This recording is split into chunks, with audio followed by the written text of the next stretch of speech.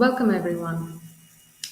Today, we dive deep into the topic of technology and its impact on our children.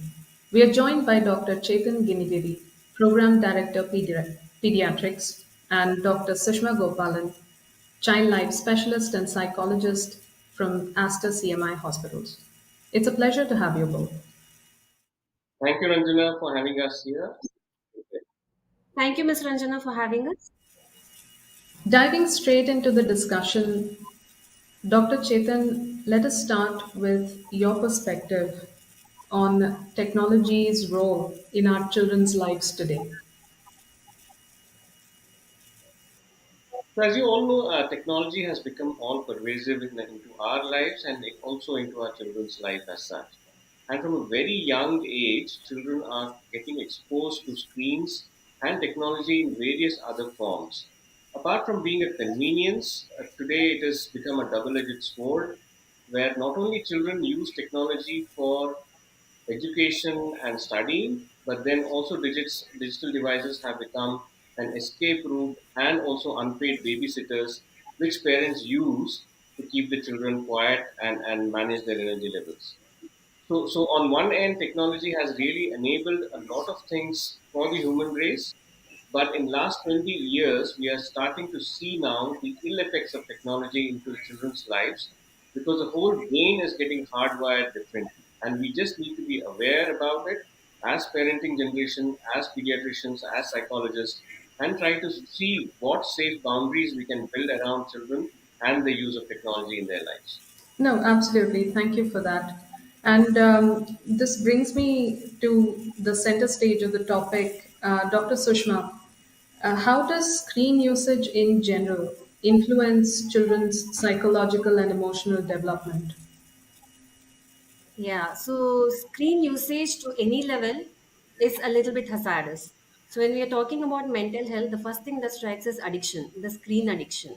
So excessive screen time, be it in the form of playing or social connection, or even in terms of nowadays education, where everything is uploaded on the online platform. There's anxiety and depression. There is sleep disruption.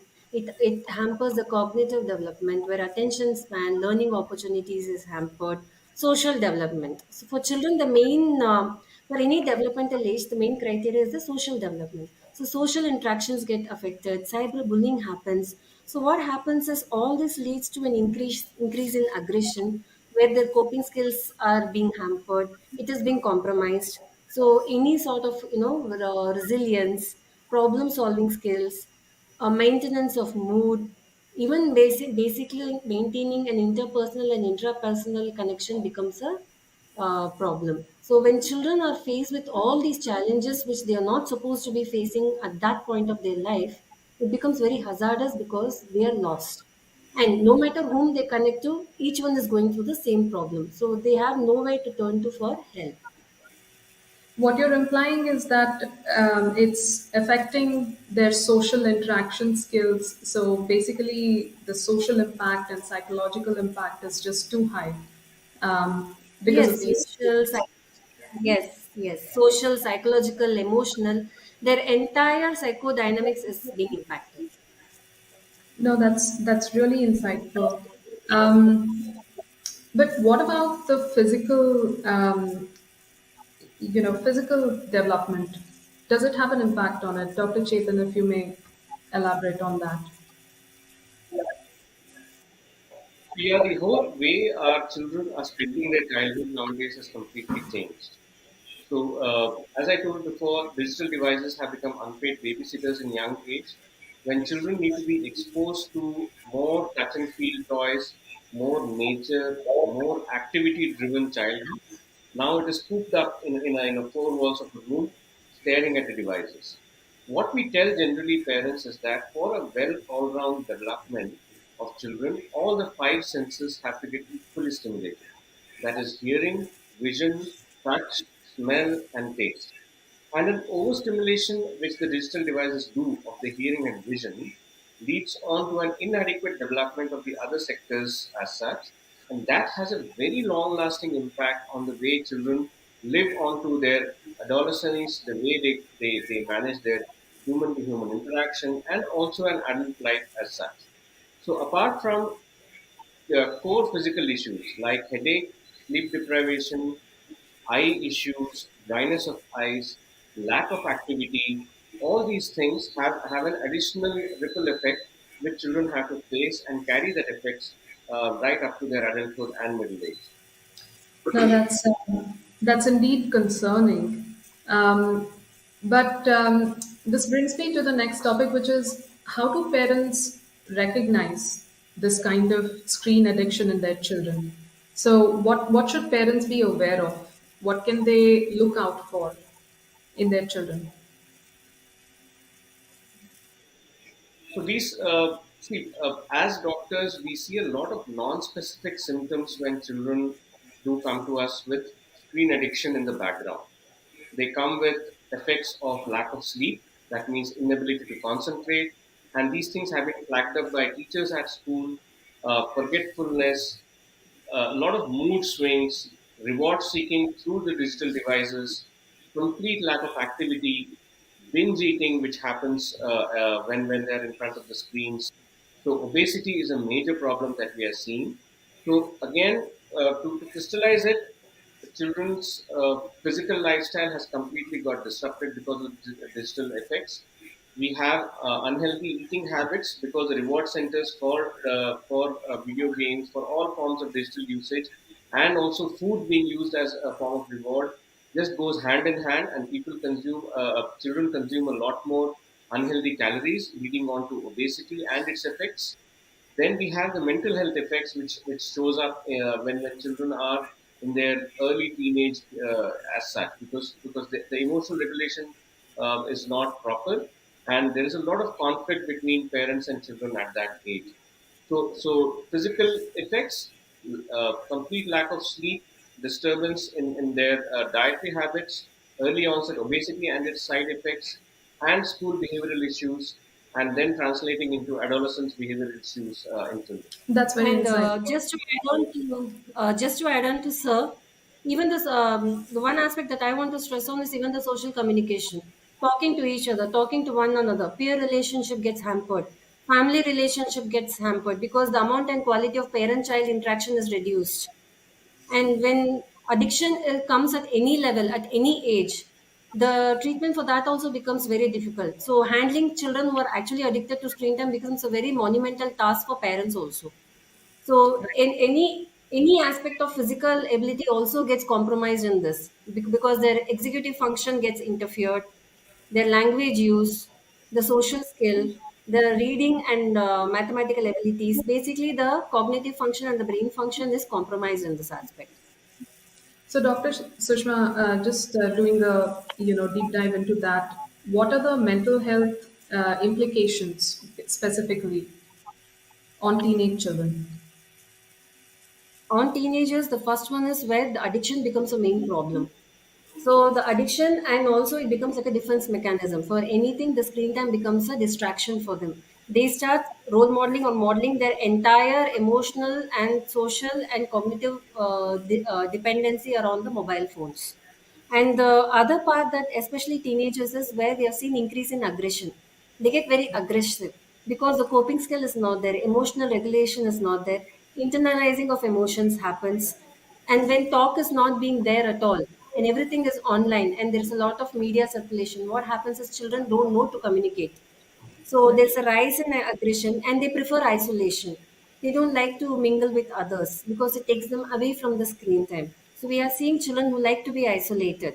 Problem solving skill is reduced because everything is there, ready made. So to Yeah. analyze, come up with different permutation and combinations is again compromised. They do not know how to solve problems. So there's a lot of compromising in a lot of parameters which a child at a particular developmental age is supposed to have. So it leads to anxiety, mood disorders also in some cases. Okay, thank you for that. No, these are, I think this is what we are trying to, avoid in our generation, the next generation, future generation. And that brings me to, I want to get your opinion on how tools like Hidden Text Cat Phone can help um, in fostering healthier digital habits? So, Anjana, it is a very challenging problem for us as parents because we have seen the pre-digital and the new digital age which is there, and children have really not experienced the pre-digital era as such. For them, this has been there since their birth, and to now to regulate it in a way, we need solutions like hidden text, cat phones, which are available now.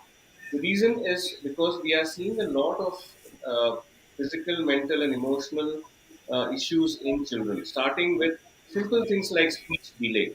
Now, children learn languages by both listening to what you say and also watching your lip movements. When they are exposed to a high speed imagery that happens to cartoon films, their speech gets significantly delayed by 1 to 2 years as such. And then going on to the teenage period where we have the other end of the spectrum called Instagram depression, where the teenagers feel not liked enough, not good enough, not beautiful enough, and that is leading on to a completely different set of problems.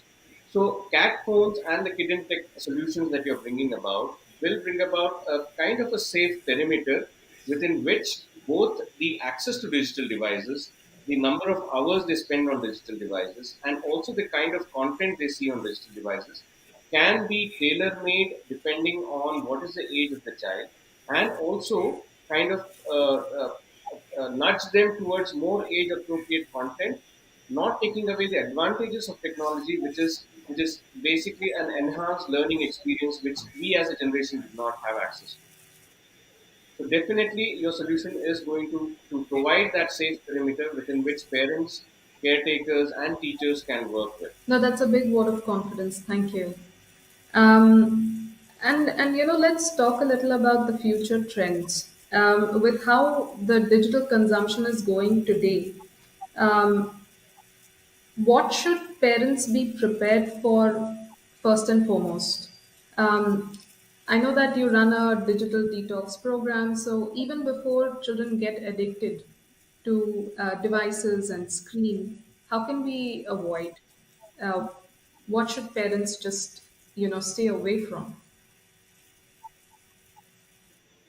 So as with everything in healthcare, I think one thing we have to understand is even here, prevention is better than cure.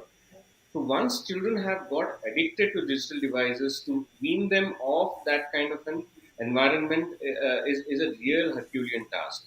So we invite parents to think through their journey as parents much earlier before the children get access to these digital devices as such. And that is where I think programs like this, where we are bringing about that awareness about the ill effects, has to reach to parents before they give children the access to digital devices. So, preempting what the child needs, understanding the overall evolutionary biology of child, how he is going to respond physically, mentally, emotionally to different environmental stimulus, including science and technology, which is all pervasive into our lives, has to be made aware to the parents. And then given them a certain lock and key system, which is through the CAT system that we are trying to bring about, and then make parents understand as to how this device is going to make their lives better and what are the definitive no-nos, and also create boundaries within which parents can give access to a specific digital content which is age appropriate, which is safe, with a privacy setting which does not harm the parents, the profiles in on those devices, and also does not get the child exposed to other forms of nefarious activities and cyberbullying and criminals online.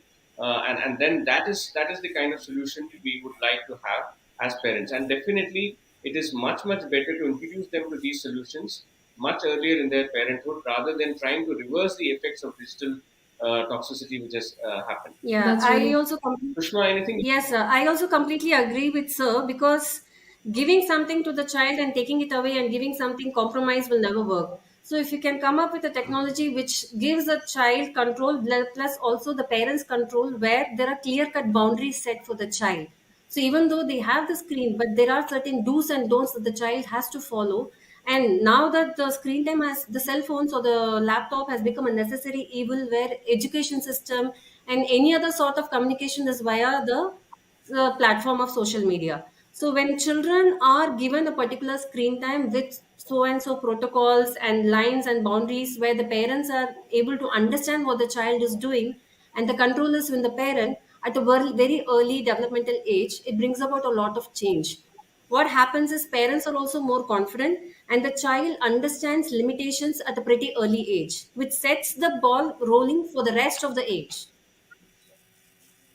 That's We also have to understand that children are absolutely intuitive with technology, and that is not what comes very naturally to Yeah. parents. We, as parents, a parenting generation, have to really learn what children are getting exposed to online, and using the solutions like yours, create that safe Yeah. boundaries. so parents have to literate themselves in this whole digital landscape, and then also prevention is better than um, Absolutely. yeah. Absolutely. Yeah, Absolutely. that's wonderful advice. But so I wanted to ask you both something just to drive home the point to our parents.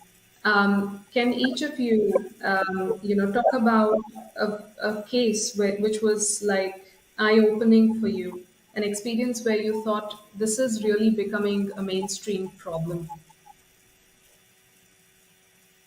We can start. So, Yeah.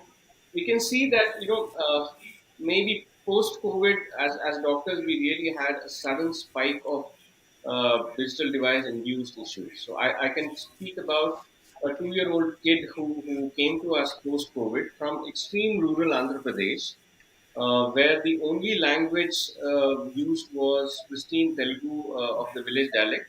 But this child was speaking very posh Peppa Pig English, which parents really didn't know how the child picked up. And this was primarily because the child was exposed to a mobile phone right at 6 months of age, and child used to spend 6 to 8 hours on the device watching its favorite cartoon character. And the parents were completely lost because they had never heard a language like that. The child who could not pick up their local dialect had picked up a pristine British English to speak and communicate without understanding what he's speaking. So that's in a way it looks very funny when a child like that speaks with that accent. But then we really understood how deep seated this digital devices can make an impact.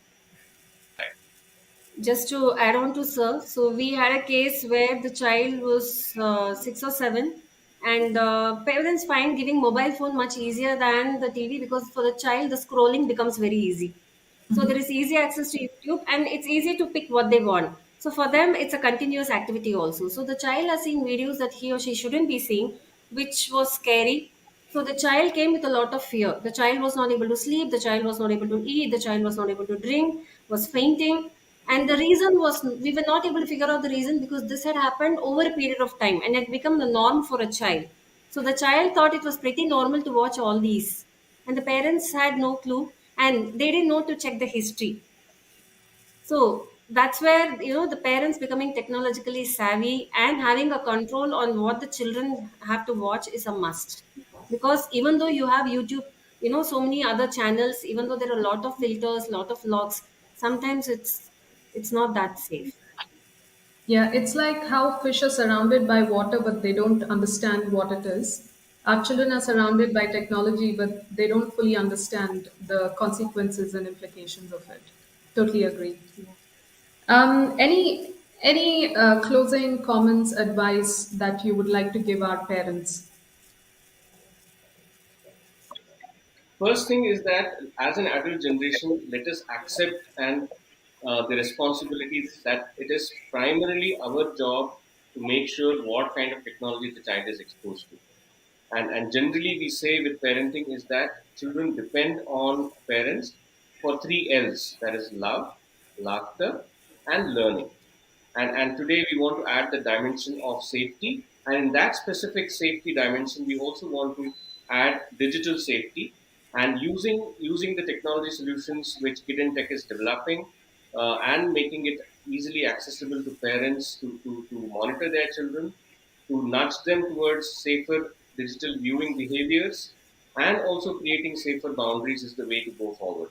We just cannot live a life without technology in today's times. So let us make it safer both for children and educate parents as to how to make it safer for children. Yeah, completely agreed, sir. And just to add on to that, so the parents have to be your good role models. So they need to limit their cell phone usage around children and at least have more family time, more communication with the children and the family members.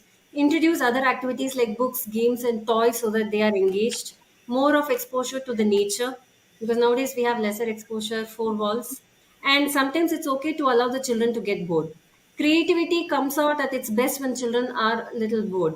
They come up with different ways to engage themselves. They don't need to be overstimulated all the time. Sometimes that understimulation is okay for them to be creative. And technology has become a necessary evil. You cannot hide from it. You cannot lock your child away from it. So it is better to be safe than sorry. So we can use technology which is helping us and our families better. Thank you so much.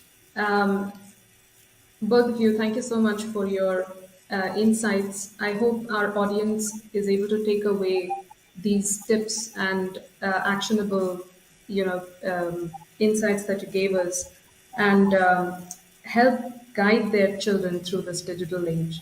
Thank you once again. Thank you so much for having us. Thank you, Thank Ranjana, you. and very good start with this. Thank you.